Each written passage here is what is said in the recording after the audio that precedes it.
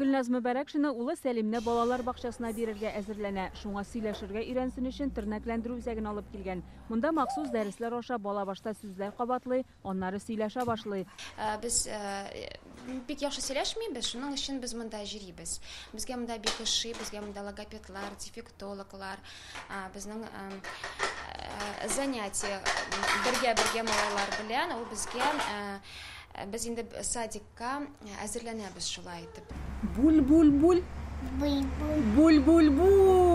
Кечкенә Азаматка 3 яшь, ул да тиздән балалар бакчасына барачак. Әмма моңашы сөйләшми иде диянисе. Хәзер белгечләр аны уен аша сүзләр һәм җөмләләр әйтергә өйрәтә. Әле 2 ай гына шөгыльләнүләренә карамастан, әтиянисен уңышлары белән сөендерә башлаган. Безгә бик ошады, без бик довольныйбыз. Инде бала сөйләшә башлады.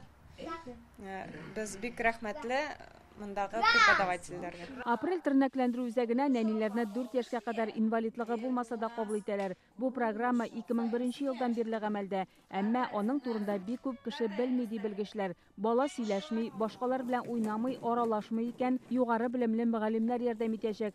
Һәрбер сабый белән шөгыльләнү өчен шәхси программа төзелә. Моңа әти-әниләрен дә җәлеп итәләр. Кеше яшьтәге балалар белән эшләү, баланың үзенә генә түгел, гомумән бөтен гаиләгә дә юнәлдерергә тиеш.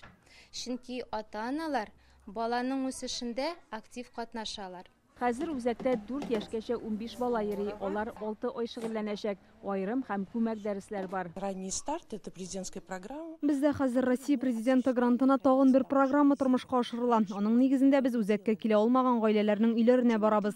Белгечләребез әти-әниләр белән берлектә балаларын тормышка яраклашырга өйрәтә. Соңыннан ул күнекмәләрне олылар үзләре дә куллана алачак.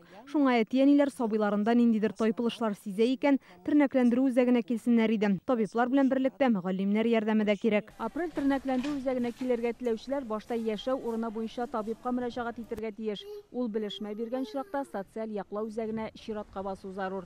Чулпан Касыймова, Рамзил Гарипов, Яңа гасыр каналы.